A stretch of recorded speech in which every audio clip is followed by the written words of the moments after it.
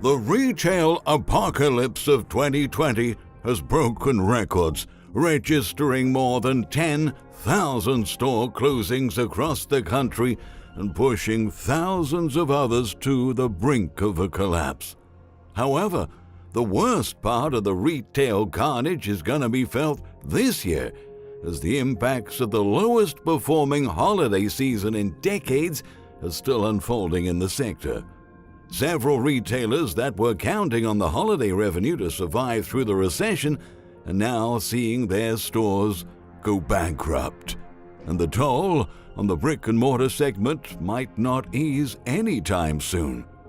Consequently, shopping malls will continue to record expanding vacancy rates as retail sales keep plunging, and the pace of closures isn't expected to slow. That's what we're going to analyze in today's video. So stay with us and don't forget to leave it a thumbs up, share with friends, and subscribe to our channel to keep updated with future videos.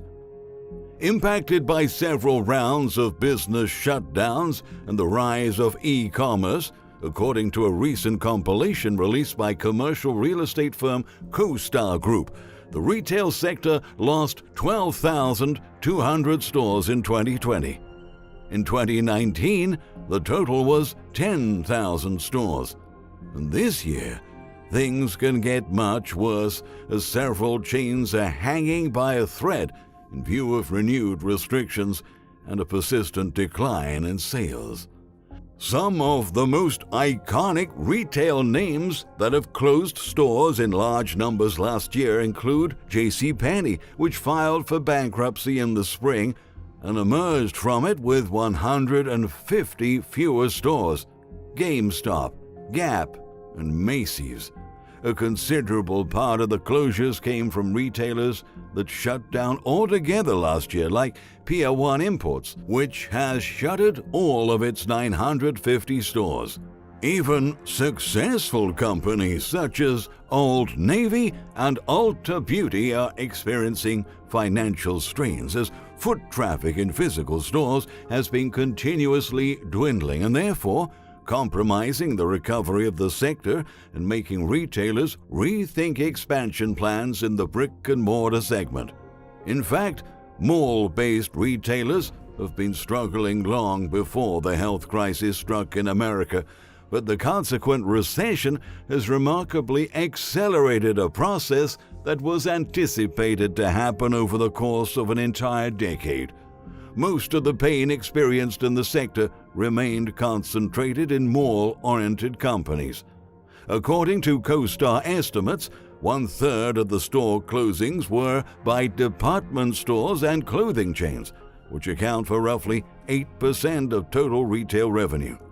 In December of 2020, Macy's former longtime CEO Terry Lundgren revealed in an interview with CNBC that even after the announcement of 2,000 jobs cuts and the closure of 125 locations, the company wasn't done yet.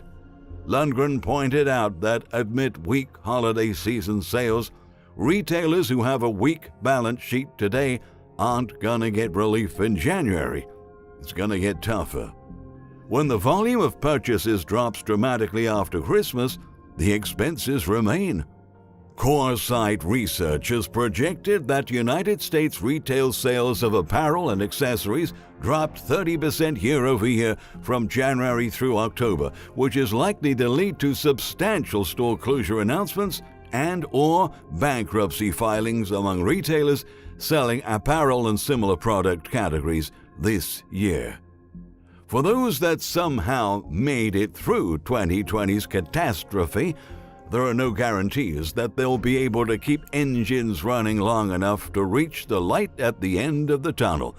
Meanwhile, after the record of 12,200 plus store closing announcements from major chains all over the nation, shopping malls have now a record 159 million square feet of empty retail space, which puts the average retail vacancy rate on 5.7% this year, the highest since 2015 from 5% last year, and according to CoStar latest data, U.S. average retail rents fell 0.7% last year, the first slump in 9 years. Although shopping malls only represent 8% of the retail sector, they're about to see expanding vacancy rates, as they have a high concentration of clothing retailers that are experiencing a significant decline in sales, CoStar said, explaining that over 1/3 of space announced for closing would take place in malls. More than 60 major clothing retailers already filed for bankruptcy. Many others announced significant reductions in the number of locations and staff members. However, the toll wasn't just felt in the clothing segment. Pretty much all brick-and-mortar retailers that have been competing neck-to-neck with online retailers such as Amazon are now on the path to an irreversible downfall. If you're in a sector like department stores, or specialty or off-price or apparel, you suffered the most in 2020, affirmed Mickey Chadha, Vice President, Senior Credit Officer of Moody's Investor Service, who studies the retail sector. Big food retailers, including Walmart and Target, have seen their profits skyrocket during the health crisis-induced recession. But on the other hand, small food chains and restaurants have been smashed by government-mandated shutdowns. The National Restaurant Association informed that more than 110,000 establishments, or 17% of all U.S. restaurants, are closed permanently or long-term, according to a November survey of 6,000 restaurants and 250 supply chain businesses. One of the most recent losses of the industry was chocolate maker Godiva. As Richard Kestenbaum described in a recent article for Forbes, when the retail apocalypse hits even the most basic food group like chocolate, you know things are bad. If ever there was a great gift or pick-me-up with an enduring future, it has to be chocolate. Godiva chocolate may not be the healthiest food, but few other things are liked by almost everyone, come in a nice giftable package, and are an affordable luxury. It must say a lot when a long-established brand like Godiva announces, as they recently did, that they're closing all of their 128 United States and Canadian stores. The future of retail must be beyond terrible. Indeed, according to CoStar, the effects of the collapse of the retail sector has been fast spreading across multiple segments. Experiential retailers such as movie theaters, gyms, and restaurants that had been key sources of leasing heading into the year were hit especially hard by the outbreak, the group outlined. With additional restrictions being introduced every day it passes, it's become evident how big corporations have been capturing an even larger share of the market, while small chains are being wiped out from the U.S. economic landscape. The disconnect between the reality of both retail groups is even sharper when considering geographies. For instance, discount stores like Dollar General, grocers like Lidl, which are often not based in traditional malls and not exposed to the same lockdown restrictions as non-essentials merchants, have disclosed store openings plans.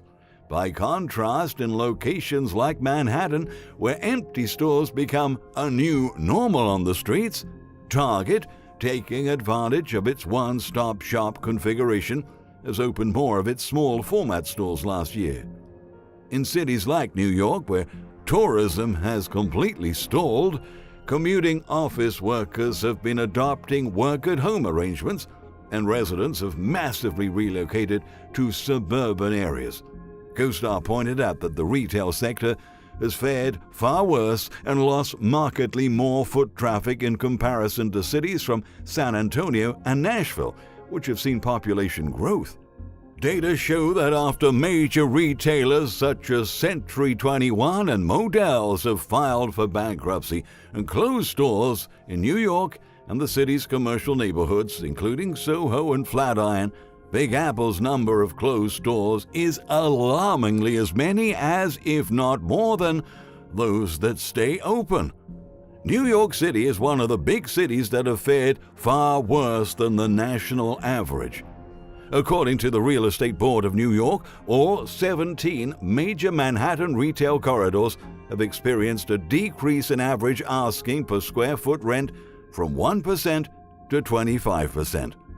The board added that the declines are historic, exposing that 8 corridors underwent their lowest price per square foot averages in at least 10 years, while 11 corridors have documented an upsurge in available retail space of up to 67% since 2019. The New York Industry Trade Group signaled that this represents a substantial slowdown, not only in the city's economy, but also on its real estate market. The Real Estate Board of New York maintained that even though asking rents went down significantly, taking rents are reported to be even lower, with several brokers affirming that the average differences between asking and taking rents are around 20%. On the same note, commercial real estate research firm CBRE has unveiled that retail leasing in Manhattan decreased for 5 straight quarters, and average rent prices dropped for the 12th straight quarter to $659 per square foot, a reduction of 13%. That is to say, the retail apocalypse has been so devastating that its effects are trickling down to the real estate market of several big cities.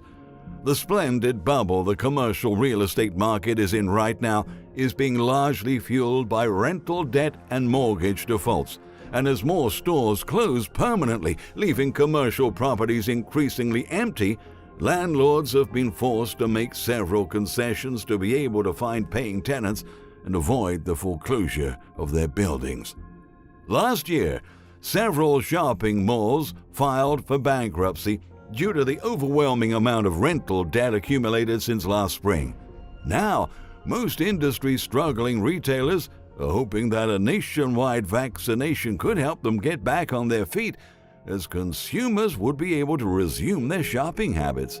But in spite of the arrival of a vaccine in states like California, restrictions in the number of shoppers that are allowed to enter stores will continue in place, and there's no clear prediction of when stores will be able to fully reopen. It really comes down to how long the health crisis persists, sustained Chris Hudgens, who analyzes retail data for research firm S&P Global Market Intelligence. That's why Apple is temporarily closing all 53 of its California stores and a dozen other stores across the nation in face of the new wave of viral cases. The main difference between the shutdown of big companies and small ones is that the larger chains have the opportunity to restructure their business to readapt and reopen their stores later on. Conversely, small brands are less likely to be bailed out after they file for bankruptcy, and also less capable to resume their operations since they oftentimes have no means to clear out their debt. A lot of the weaker players that we have now in the distressed space are still owned by private equity firms and still have weak balance sheets, Moody's executive chatter laid out. And those companies are going to find it difficult, even when things normalize, to compete with stronger players that got stronger in 2020, because it's just going to be that much more competitive.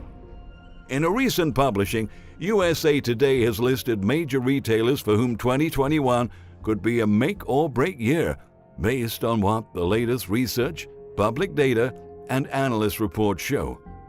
In addition to the previously mentioned JCPenney, Century 21, GameStop, and Macy's, the list includes Sears and Kmart, 182 stores still on the verge of closure. Rite Aid, considered by Moody's as a company with very high credit risk. Party City, having reported a loss of revenue of $432 million in the first 9 months of 2020.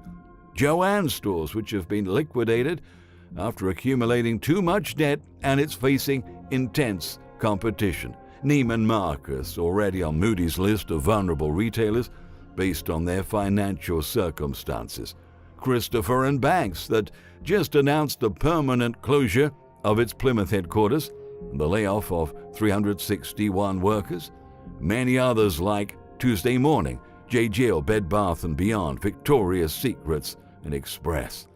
So, knowing that growing unemployment rates are likely to push consumer spending further down and tight restrictions will keep impairing the recovery of the sector, this year we're likely to watch the death of many of our beloved businesses. When Americans are once again encouraged to leave their homes, they'll find a post-apocalyptic scenario on the streets. The stores that once portrayed the story of U.S. strong economy are being destroyed and replaced by a ravaged landscape of empty buildings. America has fallen into an economic rock bottom, and it will unstoppably drag its businesses and workers into it. The catastrophe has just begun.